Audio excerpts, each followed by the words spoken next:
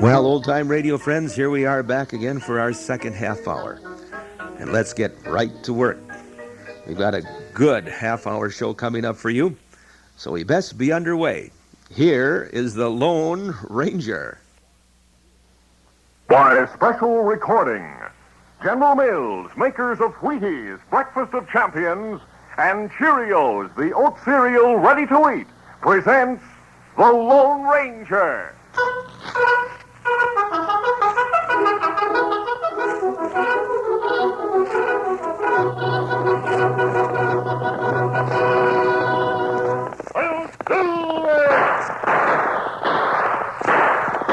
A fiery horse with the speed of light, a cloud of dust, and a haughty Hi-Yo Silver. The Lone Ranger.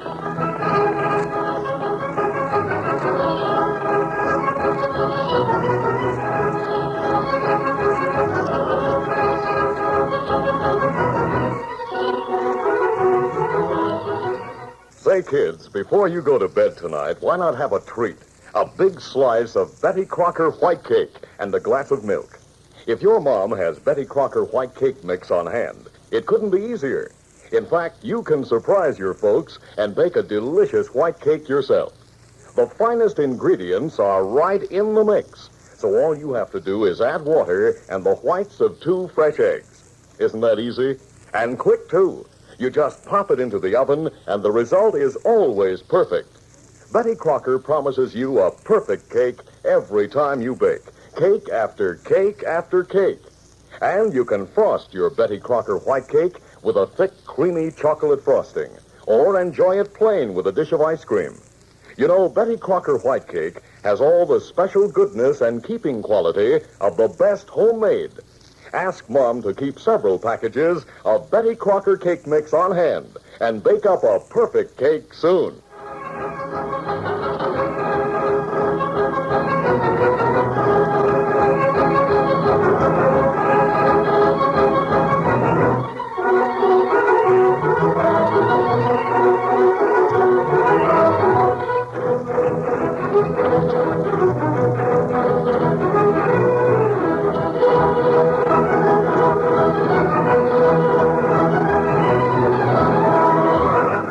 His faithful Indian companion, Tonto, the daring and resourceful masked rider of the plains, led the fight for law and order in the early western United States.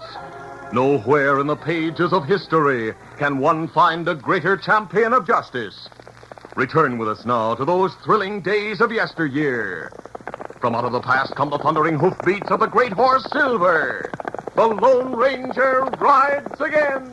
Come on, Silver. Let's go, big fellow. I'll Silver. Away!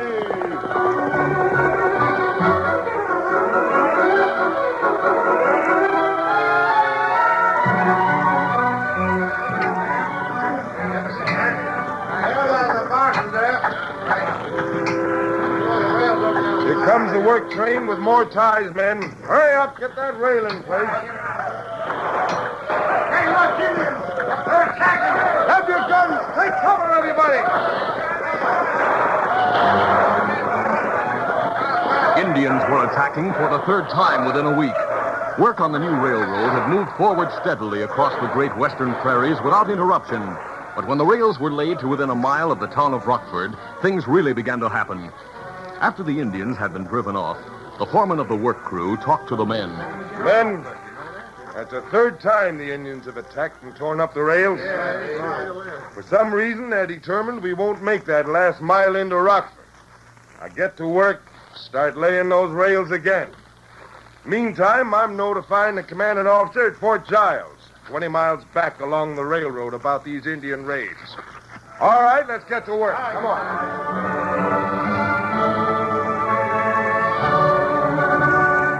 A few days later at Fort Giles, the commanding officer, Major Bell, was talking to his captain at headquarters. Captain, the situation is a mighty ticklish one. We felt sure that the railroad's trouble with the Indians was over. I know, sir. Supply trains have gone to the end of the line with additional construction supplies. Neither the trains nor the supplies have been bothered. But the minute the men start working that last mile into Rockford, the Indians attack. Beg pardon, sir. What is it, Sergeant? Hank Weaver, the Indian scout, is here, sir. Have him come right in. Yes, sir. The Major will see you, Weaver. Howdy, Major. What do you have to report, Weaver? Big band of Indians under Chief Blackhawk. Made camp a couple of miles beyond Rockford. How many are there, do you know? Nigh on to 1,000 or more braves, I'd say. Have you any idea why they've become hostile after all this time? No telling what Indians will do, Major, or why they do it. Of course, if you have a large enough garrison here at the fort, you might... No, I've had orders to avoid open battle with the Indians. What's more, I have only a small garrison here, only 200 men. Only 200, huh? That's right. And I can't get reinforcements for at least a month. If open warfare starts and the Indians learn how few men are here, they'd stand a good chance of taking the fort and wiping us out. Yeah. Looks like that last mile of track into Rockford just ain't going to be laid for a long time to come, then. We'll have to fight them eventually, Major, if construction on the railroad is to continue. I hope not. I've sent word to a Padre friend of mine asking him to get in touch with a certain man who might arrange a powwow with Chief Blackhawk and get the matter settled peaceably. I'm hoping that man will arrive here soon. He sure must be a right smart hombre if he can do that. Who is he, Major? He's known as the Lone Ranger. Hey, I've heard of him. The Indians trust and respect him. I saw him in action once. He rode a magnificent white stallion and wore a black mask. He always travels with an Indian companion. Must be a mighty interesting hombre. I assure you he is. Well, I hope he can do what you think he can. I'll ride back over to town. Keep you posted, Major. Very well, Weaver. I'll be back in a few days to make another report. Goodbye, Major. Goodbye.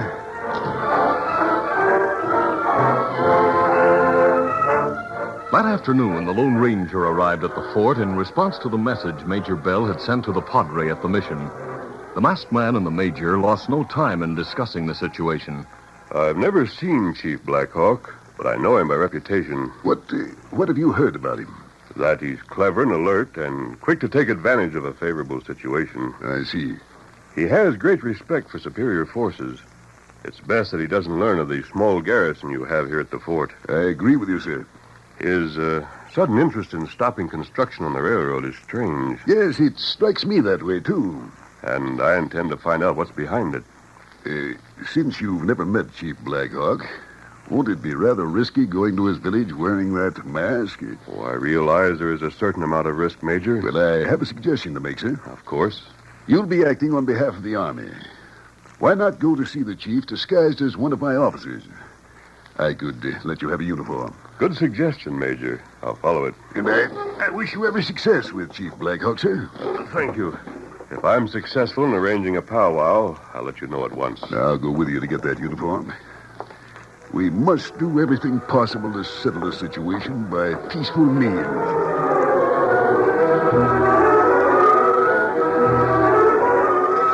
Meantime, Hank Weaver, the scout, had gone to Rockford. He entered the cafe and approached a heavy-set man who sat at a table in the corner. That was the same day. You take 500 here. Well, Hank, what time you got back? Made the trip as quick as I could, Jerry. Yeah, how'd you make out? Found out plenty at the fort. What are they planning to do? Listen, Jerry. The Major's scared of an open fight. Says he has orders to settle the situation peacefully. Yeah, they won't get any worse with Chief Blackhawk as long as I'm paying them off with rifles. So far, Chief Blackhawk has played along with it. Sure. As long as we can keep him doing just that, I'll be satisfied. If that railroad's completed as far as Rockford, my wagon freight line won't be worth a nickel. But you can't hold it back for too long. I know. But it's held up another month. Some companies that have been holding off waiting for the railroad will sign new agreements with me to haul their stuff. Look, have you ever heard of the Lone Ranger? Sure, why? Well, the Major's having him come out here to try to fix things up with Blackhawk. You think you can do it? That masked hombre is known to have a way with the Indians. But if we manage to put him in wrong with Blackhawk and his braves, before the Lone Ranger can get to him... How do you plan on doing that, Hank? With the help of our renegade Indian friend from the chief's village. Mago? Yeah, Mago. I'll meet him tonight and get him to lead a small hunting party of 2 or 3 Indians from the village. They'll go out in the hills in the morning. Yeah, well, then what? Let's go in the back room where we won't be overheard. Come on. I'll tell you all about it. After leaving the fort, the Lone Ranger rode to the outskirts of Rockford, where he met Tonto. Then they rode into the hills beyond town and pitched camp for the night. The following morning, Tonto started to town to get a few supplies. As he followed the trail toward Rockford, he suddenly reined to a halt when he heard distant shooting. Oh, stop, old fella. Shooting come from around bend and trail. From experience, Tonto knew the value of caution. He glanced around quickly, and noticing that a fairly deep arroyo ran along one side of the trail, he decided to ride into it and follow it around the bend to investigate. Get him up, Scout. Riding Scout, Tonto advanced cautiously along the arroyo. The heavy brush along the edge of the arroyo hid him from view. A short distance ahead, he heard a voice call out. Come on, Mago. Let's go. Oh, Scout, old fella. Oh. Peering through the heavy brush, Tonto saw 3 horsemen coming along the trail. He noticed that one of them was an Indian who had just caught up to the other 2 in answer to Hank's call. As the 3 of them passed along the trail close to him, Tonto could hear what was being said. Whoa, stay up there. What did Mago go back there for, Hank? I don't know. Why'd you go back, Mango? Whoa. Me get this from Fleetfoot. Looks like a medal of some kind. Yeah, that's right. Hung on a piece of rawhide. Fleetfoot wears silver charm round neck. Now me wear silver charm. Well, what good is it? Brave who wear silver charm someday be big chief. That legend of tribe. Hey, you get caught with that, you'll be in trouble. You better wear it under your tunic where it won't be seen. Me do that. We better send Mago back to the Indian village with news, Hank. Yeah. Mago, tell Chief Blackhawk you and the others were ambushed by a masked man on a big white horse who was with an Indian. The others were shot, but you got away. Me tell him. And meet us in town early this afternoon. And I'll tell you something else you can tell the chief. Some news about the fort. Now Mago ride to Indian village. Hola! The Lone Ranger won't have a chance when he appears at the village after Mago tells that story. Well, let's get back to town. Get it. Me go find out what them do, and me go tell Lone Ranger. Get him up, Scout. Tonto left the arroyo and rode a short distance up the trail. He saw 3 Indian ponies grazing off to one side, and the bodies of 3 Indians lying nearby. Tonto quickly stopped and dismounted. Oh, Scout, old fella. Close inspection showed Tonto that 2 of the Indians were dead. When he knelt beside the 3rd, Tonto discovered he was still alive. The wounded Indian opened his eyes as Tonto bent over him. Then, with a weak effort, grabbed a knife from his belt.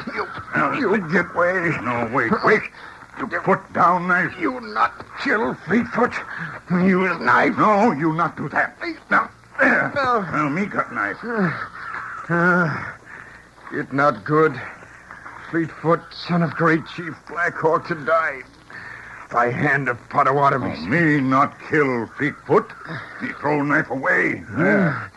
You not kill? No. Me help you. You see men who do this? Me not see. It not matter. Me fix wound, and me get your pony. Take you back close to your village. You not be afraid. Me help Fleetfoot. You help. Fleetfoot not forget. Using his knowledge of first aid, Tonto bound the Indian's wounds, and helping him onto his pony, rode with Fleetfoot to the edge of the Indian village. Then, at breakneck speed, Tonto raced back to the Lone Ranger's camp to tell what he had seen and heard. The Lone Ranger had already disguised his features and was preparing to put on the army jacket and cap the Major had given him. He was greatly concerned about the news. So the Indian Mago went to the Indian village to report that you and I were responsible for the ambush? Indian Fleetfoot, me help. Him Black Hawk's son. Maybe Fleetfoot knows the truth. No, me ask Fleetfoot. Him not see who shoot at him. Chief will believe Mago. What did the 2 white men look like? Well, one dark, heavy set. Other thin, rangy. Him have army saddle and bridle and army blanket. Maybe him army scout. I see. Tonto, this is serious. I'll put my mask back on over this disguise and ride to the fort. What you do at fort? I'll talk to Major Bell and try to find out about that army scout you mentioned. Our plans may have to be changed. Super, here's something. Maybe him give warning. The Indians have found us. They cover Tonto quickly.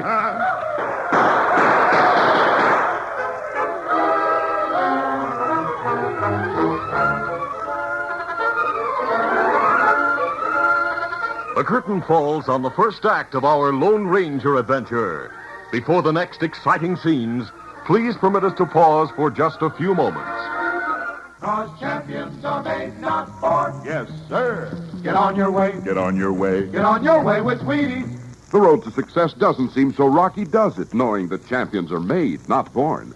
Take the life story of Bob Lemon, ace pitcher for the Cleveland Indians. Bob played infield at Wilson High. That's where he got his batting eye. He worked instead of merely wishing. To be a champ was Bob's ambition. So he chose Wheaties for top condition. A pitcher now, Bob's made his mark. He still relies on Wheaties Spark. Bob Lemon, a Wheaties regular now for 19 years. A long time to be storing up whole wheat power. There's a whole kernel of wheat in every Wheaties flake. Burn it in, Bob. Keep 'em swinging.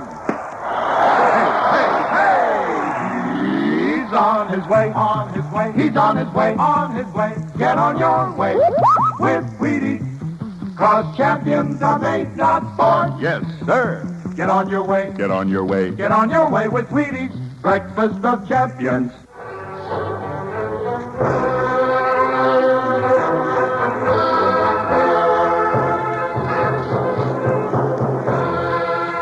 Now to continue. As the horde of yelling savages moved in on all sides, the situation seemed hopeless. Kimasabi, them not trying to hit us. That means they've been told to take us alive. That not good. Them torture us, maybe. Tonto, tell them we give up. Maybe we'll be able to reason with our chief. Olete! Olete! Me take them guns. You kill Hunter. Try kill him Fleetfoot. You hurt Fleetfoot plenty bad. Take us to your chief. Mago has spoken with a crooked tongue. Mago tell truth. Chief Blackhawk have revenge. Now we tie on horses. Take the chief. Ona mele too.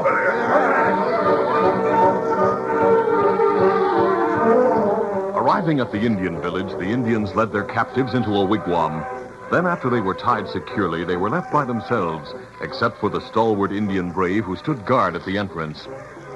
It was dusk when the Lone Ranger and Tonto were led from the wigwam to the center of the village. They were tied to stakes facing a big bonfire, whose bright glow cast weird shadows over the painted savage faces around them.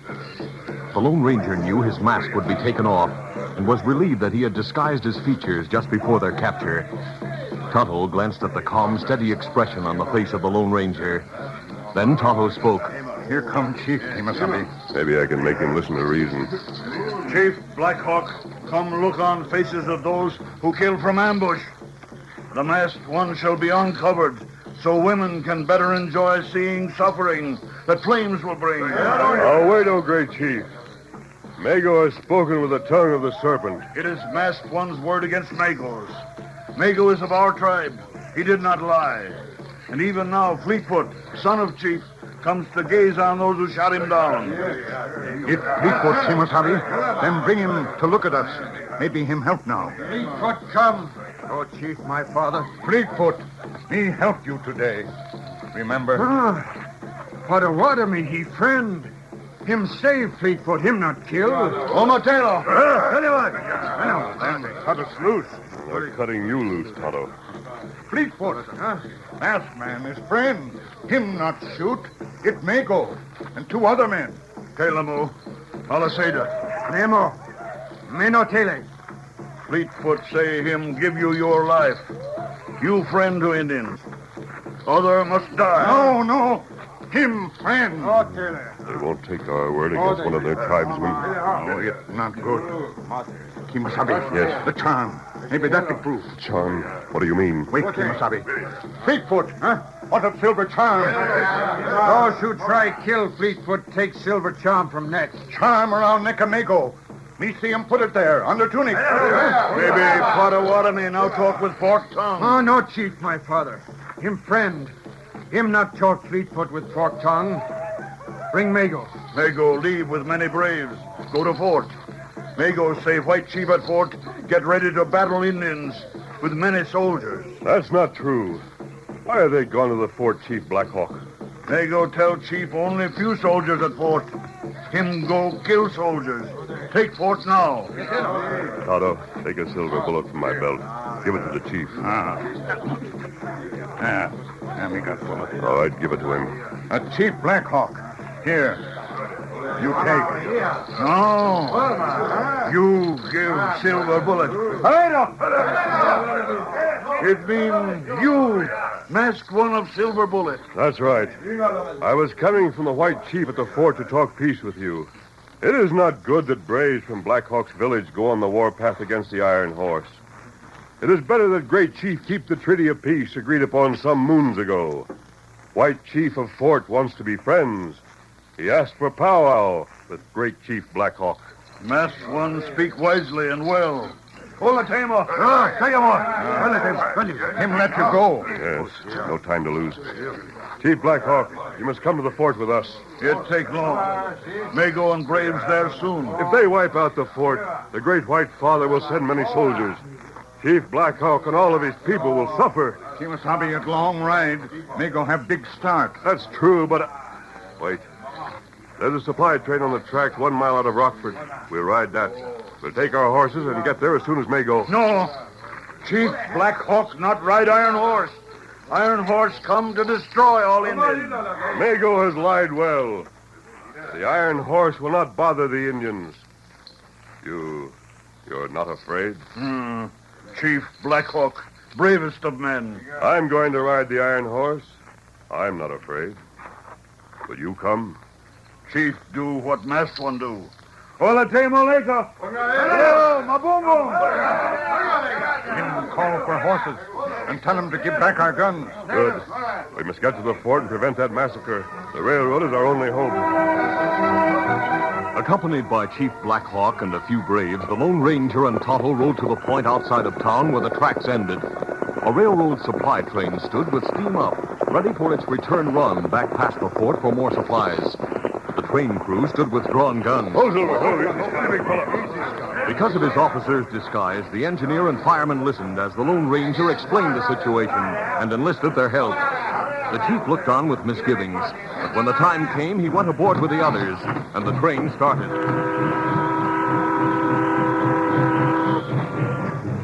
The Lone Ranger had persuaded Chief Black Hawk to ride in the engine cab with him. The chief watched closely and drew back when the fireman opened the glowing firebox to throw in more wood. Iron Horse have mouth like fire god. The fire in there makes the Iron Horse go. It will not harm us. The chief sat silently, grasping the edge of the window for support. He turned and looked down at the ground rushing past, a strange expression on his face. Once more he spoke. Chief, sit down. Do nothing. Yet move like big wind. The Iron Horse carries us at great speed, Chief. And when the engineer suddenly reached up and pulled the whistle cord, the chief sprang up as if to jump. Iron Horse shouts. Get plenty angry. Easy, Chief Black Hawk. The Iron Horse isn't angry. It speaks to move livestock and people from its path so that they may not be harmed. That's good. As the train moved along, the chief gradually relaxed. The look on his grave face changed from distrust to wonderment, from wonderment to pleasure. But the climax to his great adventure came when the Lone Ranger indicated that he should sit beside the engineer and place his hand on the throttle. He soon found that by a slight movement, he could decrease or increase the engine speed. Finally, his usually set features cracked into a smile as the chief spoke. Iron Horse not master of Black Hawk. Iron Horse do bidding of chief. That good. That heap good. Now you've found out that the Iron Horse is nothing to be feared, Chief Black Hawk. It is good for the West. It is good for your people and mine. Now we make them go faster. And so the journey was made during which the Indian chief became fast friends with the Iron Horse. Chief Black Hawk was beaming with a smile of a conqueror as, with the help of the engineer, he applied the brakes and found the train coming to a stop. Iron Horse bring us quick to find Mago. Black Hawk punish Mago for evil talk and much fighting against Chief's good friend, Iron Horse.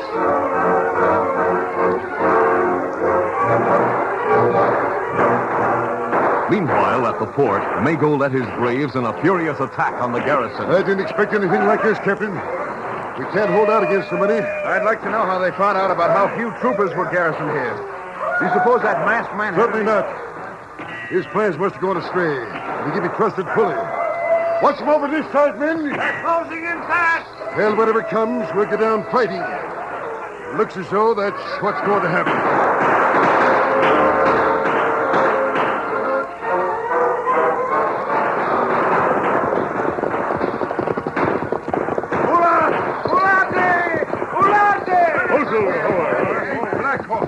You come help fight?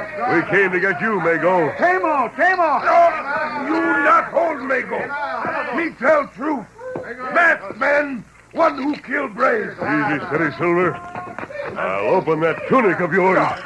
Look, Kemosabe. There's Silver Charm. Yes, a tribal talisman. Mago has tongue of serpent. Him kill his brothers. Him steal Silver Charm from Fleetfoot. Him go back to village to die. No, me not go back to die. Me kill Seed. No, you don't. You shoot bullet to knock tomahawk from hand of Mago. You save life of Chief Blackhawk. Tonto, we'll ride to the fort and take Mago with us. He'll tell us who the others are. All right, easy, steady, Silver. Easy. Come, Chief Blackhawk. Chief ready? Come on, Silver.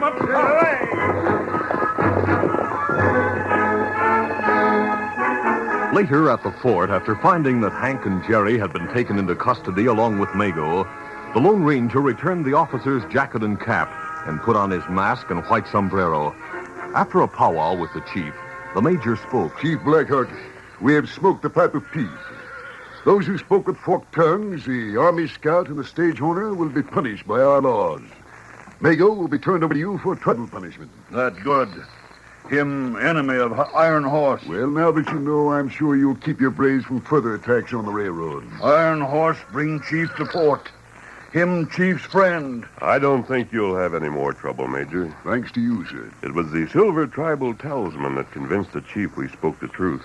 Chief Blackhawk get new Silver Charm. A new one? Fleetfoot get back round Silver Charm to wear. Chief Blackhawk get charm that keep him brave, strong. It's Silver Charm that bring peace. Me plenty proud to keep Silver Bullet Charm. I'm sure that silver bullet is a talisman a great chief may be proud of always.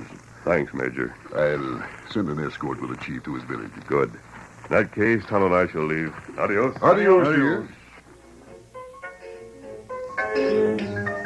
Well, that's it, old-time radio friends, for another week. We hope you enjoyed our show tonight, ending up with that program, The Lone Ranger, and reminding you that next week, same time, same station, we'll be back with more old-time radio. And next week, we've got for you our first in a 4-part series, Captain Midnight, one of the very favorites that the kids liked back in the 1940s.